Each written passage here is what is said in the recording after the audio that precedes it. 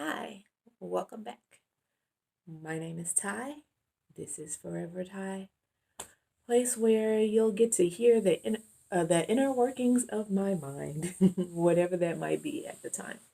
And right now, I am on a mission to help parents who are concerned about diaper supplies, baby wipes, all of those things to take care of your kid with shortages of basic necessities during this pandemic.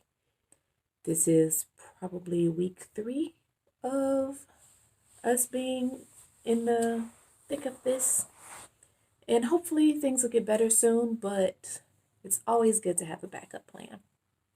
So, as far as diapers are concerned, cloth diapers are an option, a very good option for your emergency preparedness plan. So, if you want to consider cloth diapering, you're not familiar with them, you've been using disposables happily, that's fine. But what happens if you can't? If you go to the store, if you go to 10 stores and you can't find the diapers you need? Well, you have options. Um, the main thing to remember when cloth diapering is the components that you need are you'll need something to absorb, you'll need something to contain, and potentially something to protect. So let's start with the absorbent layer, the absorbency. You can use anything. You can use towels, you can use t-shirts, you can use anything in your home that is absorbent, preferably something from natural fibers like cotton or hemp or bamboo. Um, if you have some old like flannel sheets or jersey, like the t-shirt jersey sheets, cotton, those would be great. T-shirts, like I said, hand towels, washcloths, anything at all that can absorb. Now, if we're talking about towels, be careful with microfiber. Microfiber cannot go directly against your baby's skin because it's so rapidly absorbent that it will suck the natural oils out of the baby's skin, and it can cause rashes and cracking and things like that, and we just don't want to deal with that. So if you have to use microfiber, make sure you cover it with something, either a t-shirt or if you have a flat diaper or just whatever it may be. A good thing to look into are flour sack towels from the kitchen section at Target and Walmart and any store like that. A lot of times you can get a pack of them where they come out to less than $1 a piece. And if you don't need them for diapering, you can use them in the kitchen. I use them in my kitchen. When we started with my son as a newborn, I started off with mostly flour sack towels and covers. We'll get to covers in a bit. But they worked great until he got a little bigger and he outgrew the absorbency. That's a phrase you'll hear a lot in the cloth diapering community. Basically, he peed more than the towel could handle. So I eventually switched to some DIY absorbency, some flat diapers and pre-flats and things like that. We'll talk about all of that in another video. So that, in a nutshell, is the absorbency part, the most important part of diapering. Okay, so next we want to talk about containment. We've discussed absorbency and the options you have there. And once you have something to absorb, now you want something to contain it. And most cost-effective thing would be some sort of cover. So diaper covers have come a long way from when we were younger. And there are some pretty cute ones and can be very easy to use. Here is an example. This is a newborn size cover by the company that made this particular one is Thirsties. This is a duo wrap size 1. and they're adjustable. There are snaps where you can adjust the rise, the length this way. Snaps here across the waist where you can adjust how wide. Pretty much the equivalent of the Velcro on a on a disposable diaper. So that's that. There are also some with Velcro or Aplex. I think it's Aplex. Um, where it goes on just like a disposable diaper. Super easy.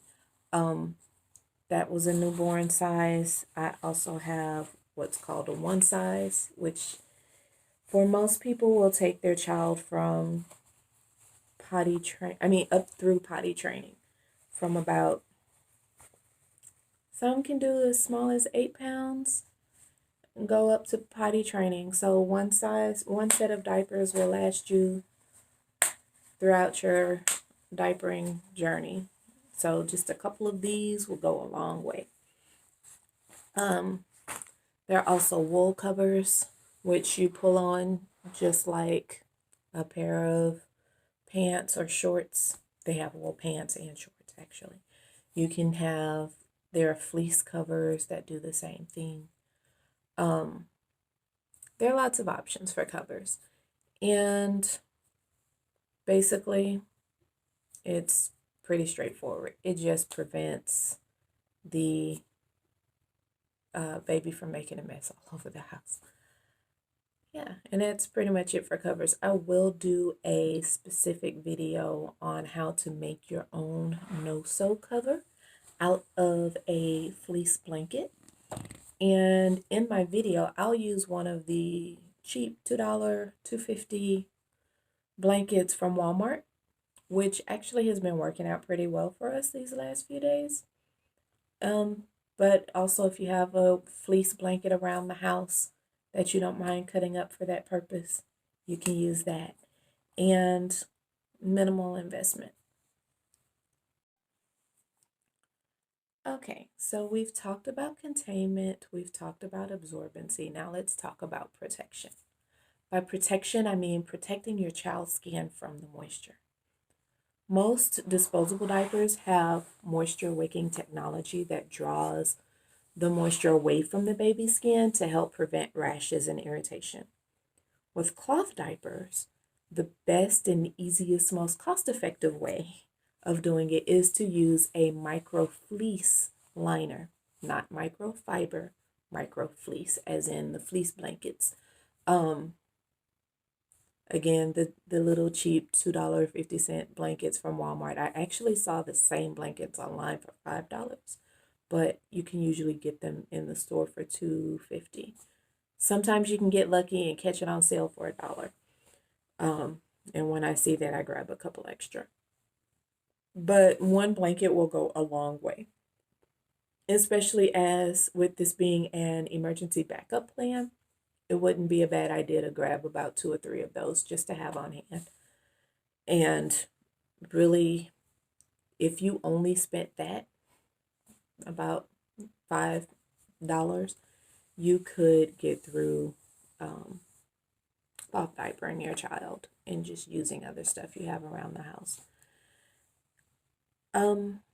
That's about it. Oh, another good thing about the micro fleece liners is they are a lot easier to clean. So when it comes to a poop, if your child is in that transitional phase when they're just starting to eat solids and the poop is all messy like peanut butter and such, it's a lot easier to clean than trying to get all of that off of the fabric.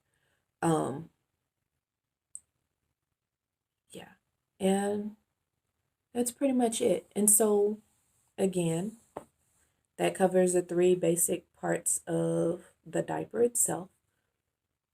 We have the cover for containment, we have the absorbency, and we have the protective layer. So, all right, so we've talked about the components of the diaper itself: containment, absorbency, protection.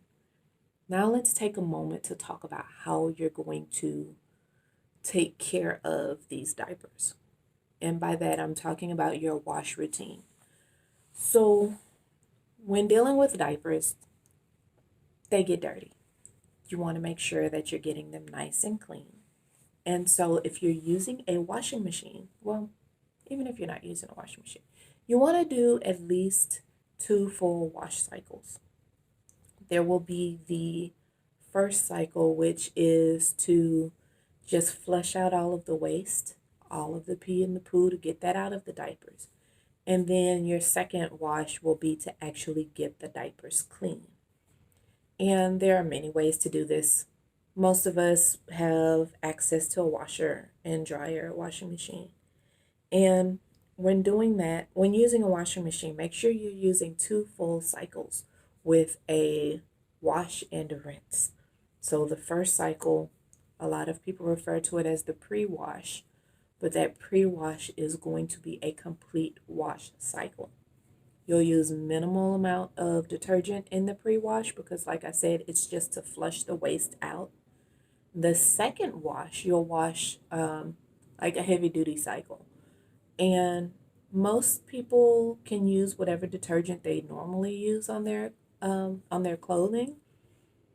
And especially if you're looking at short-term use, it's not as big of a deal as if you're planning to cloth diaper your child full time.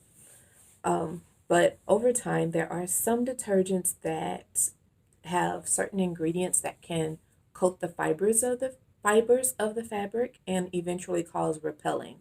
Repelling is when it basically blocks the fibers from absorbing moisture, and so it increases the chance of leaks. Most of us don't have major issues with that unless, again, you're either using a detergent that has some sort of synthetic fabric softeners in it, or if you're putting fabric softener in your diapers, that will definitely cause repelling. Or there are certain diaper creams that can also cause repelling. Things that are petroleum based, oil based creams.